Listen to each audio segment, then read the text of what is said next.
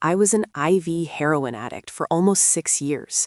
I turned 21 and had no interest in drinking, but found opiates. I was living in hotels, stealing to support my habit. I was in and out of jail and rehab.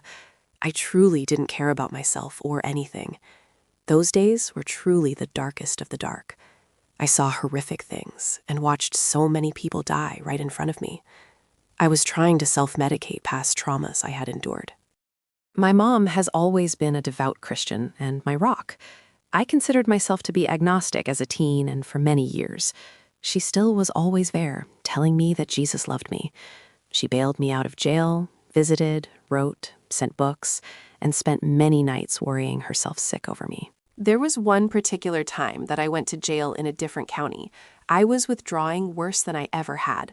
I was kneeling on the cold concrete of my cell. They give you a bin of basic items when you go in, and you put it under your bed. I glanced over, and I saw that they gave me a Bible. The other jails I had been to never did that. At this point, I was feeling the worst I had ever felt in my entire life, physically and mentally. I sat on my bed and opened to a random page.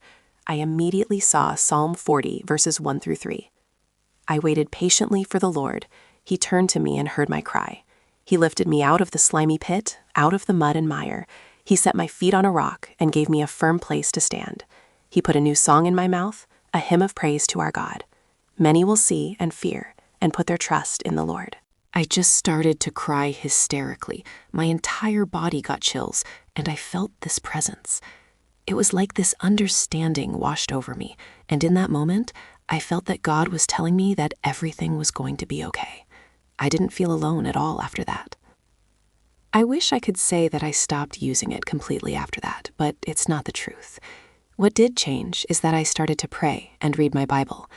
I was with a man who was also using it, and we started to pray together every night. We were both raised in religious families, both saved when we were younger, but we had fallen away so far. The guy I was with was told he could never have children. He always talked about having a little girl. We both did.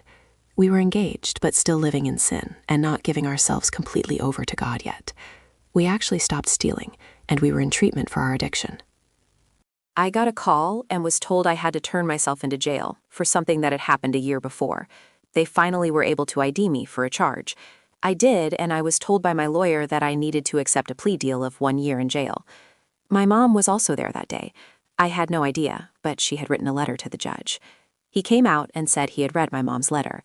He told me he never reads letters because he gets so many, but he felt the need to read my mom's when he saw the envelope.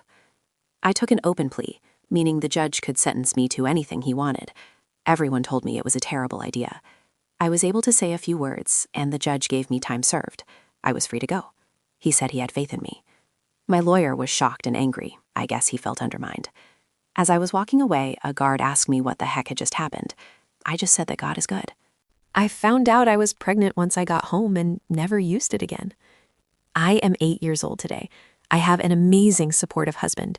My daughter is turning 7 this summer, and I have twin boys. We have a house. We have a beautiful life. My daughter goes to a Christian school. I am a different person today. I am in the process of becoming a certified peer recovery specialist, so I can help others in addiction see there is a light and way out. I'm sorry for such a long comment. I tried to edit where I could, but I really wanted to share my story. God is so good. He was there for me always, even when I didn't deserve any forgiveness or grace. He never turned his back on me. I turned my back on him. Everyone I knew back then died from their addictions. So many people. It's heartbreaking. I thank God every single day that I was given another chance, and I pray he uses me somehow to help others.